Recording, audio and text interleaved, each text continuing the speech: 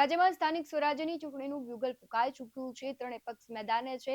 સૌથી પહેલા આમ આદમી પાર્ટી ઉમેદવાર જાહેર કર્યા, ત્યારબાદ કોંગ્રેસે અને ત્યારબાદ ભારતીય જનતા પાર્ટીએ જે પ્રમાણે પોતાની નીતિ અને રીતિથી જાણીતી છે, માસ્ટર સ્ટ્રોક છે, છેલ્લા સમયમાં માર્યો હતો. પરંતુ ઘણા બધા ઉમેદવારો છે ટિકિટ ન મળતા નારાજ પણ થયા છે. પરંતુ આ ટિકિટ વહેંચણી કેવી રીતના થાય છે, ઉમેદવારોને કેટલામાં ખરીદવામાં આવે છે, તેને લઈને જ આજે વાત કરવી છે. કારણ કે કોંગ્રેસના નેતા જેનીબેન ઠુમરે છે ટ્વીટ કરતા અને ફેસબુક પોસ્ટના માધ્યમથી ભારતીય જનતા પાર્ટી ઉમેદવારો કેટલામાં ખરીદે છે તેનો ખુલાસો કર્યો છે. નમસ્કાર, BS9 ટીવી ન્યૂઝમાં આપની સાથે હું છું ભગવતી વિશાવડિયા.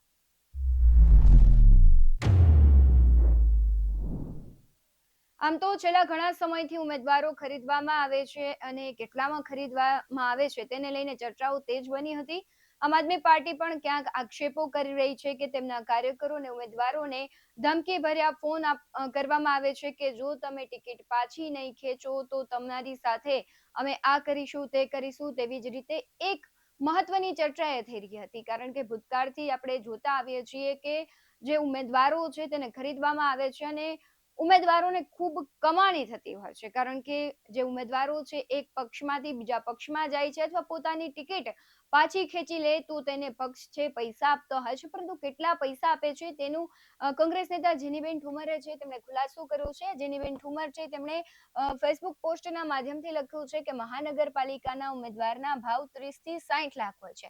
એટલે કોઈ વ્યક્તિ છે કે મહાનગરપાલિકાની ચૂંટણીને લઈને પોતાનું ઉમેદવારી ફોર્મ પાછું ખેંચે છે તો તેને 30 થી 60 લાખ રૂપિયા આપવામાં આવે છે. બીજી તરફ જો જિલ્લા પંચાયતનો ઉમેદવાર હોય તો તેના 15 થી 20 લાખ હોય છે.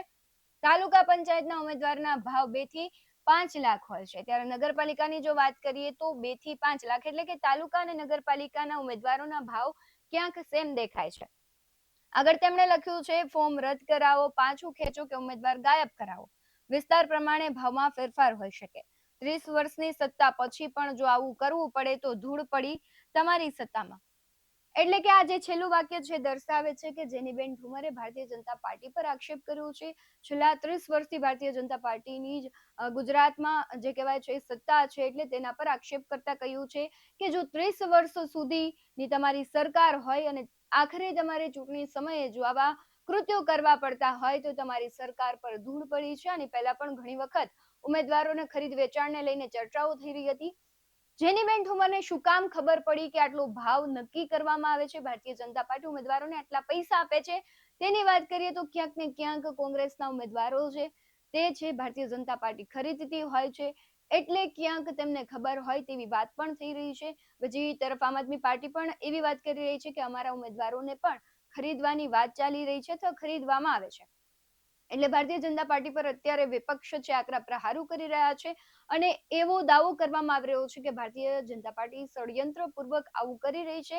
કારણ કે તેમને વિપક્ષનો ડર છે કે જો વિપક્ષ જીતી જશે અમુક સીટો પર તો તેમને ક્યાંક ને ક્યાંક ગાબડું પડી શકે છે. બીજી તરફ ભારતીય જનતા પાર્ટીના ઘણા બધા દિગ્ગજ નેતાઓ છે અત્યારે મેદાને ઉતરી ગયા છે. આંતરિક જૂથવાદ અને જે ડેમેજ થયો છે તેને કંટ્રોલ કરવા માટે મેદાને છે. પરંતુ આગામી સ્થાનિક સ્વરાજ્યની ચૂંટણી છે તેનું પરિણામ છે નક્કી કરશે કે વિધાનસભાની 2027ની ચૂંટણી છે તેમાં કોને કેટલું નુકસાન થવાનું છે, કઈ પાર્ટી મજબૂત થઈ રહી છે, લોકોનો કયો મંતવ્ય છે, લોકોને શું ગમે છે અને લોકો છે કયા મુદ્દાઓને લઈને લોકોને આકર્ષી શકાય એ બધી જ અત્યારે ખબર પડી જશે. એટલે કે આ ક્યાંક ને ક્યાંક અત્યારે એક પ્રયોગ થઈ રહ્યો છે પાર્ટીઓ માટે.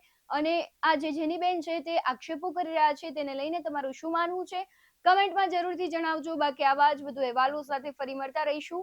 તમે અમારી યુટ્યુબ ચેનલને સબસ્ક્રાઇબ કરવાનું, અમને ફેસબુક અને ઇન્સ્ટાગ્રામ પર ફોલો કરવાનું ભૂલશો નહીં.